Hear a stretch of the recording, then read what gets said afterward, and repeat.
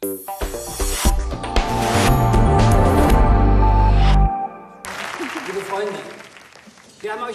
dramatized film version of a secretive Scientology meeting.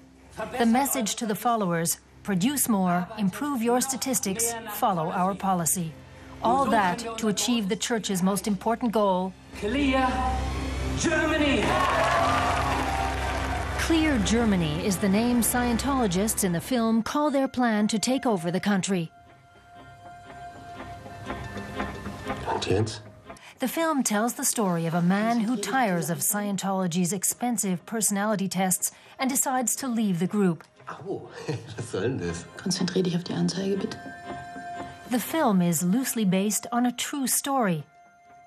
The story of Heine von Rönn.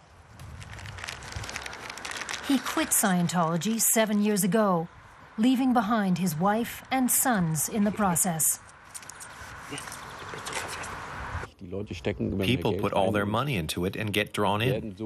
There are all kinds of incentives, so they won't leave. That's what makes it so dangerous. Are you scared your sons will also lose their future? They basically have lost their future. They've lost many years to the group. The group in question is the Scientologists in Hamburg who are outraged about the film. Frank Busch, seen here on the right, is spearheading the organization's effort to present their version of events. His star witness is Heine von Rönn's son, who's dismayed his family's story is appearing on screen. I must say, I find the fact that they didn't ask me to be truly beneath contempt. The filming was done in secret. The German Scientologist organization, with some 5,000 members, didn't learn of the project until it was too late. They argue the film is hostile and unfair and should never have been screened. German public broadcasting guidelines stipulate that programming has to promote religious tolerance in German society.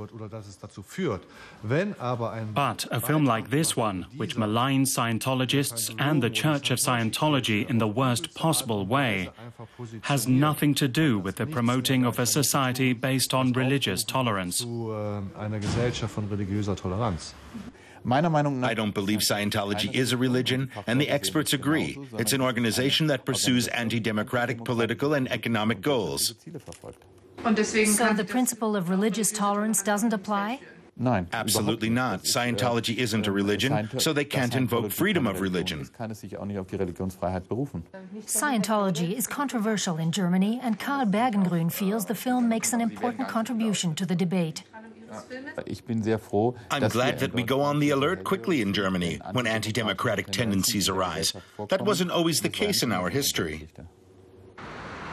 Ursula Caberta advised the film team.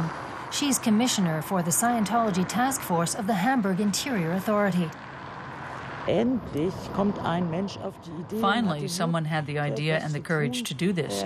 It was a lot of fun, but everyone knows that a feature film captures a different audience than a documentary or a talk show.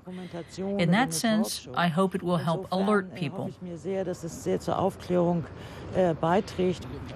Heine von Rönn doesn't often seek the limelight, but now he's helping educate others.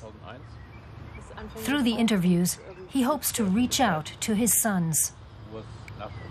I hope that one day they'll come home and ring my doorbell. That's what I imagine could happen. That's my dream as a father. Heine von Rönn lost 10 years of his life, tens of thousands of euros, and his family to Scientology. He hopes his story will help others avoid the same fate.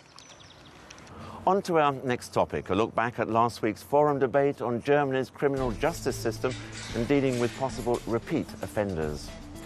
Clausewitz completed his prison sentence years ago, but he's still behind bars because he's still viewed as a continuing threat to society.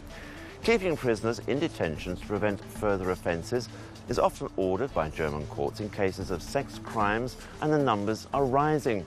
Some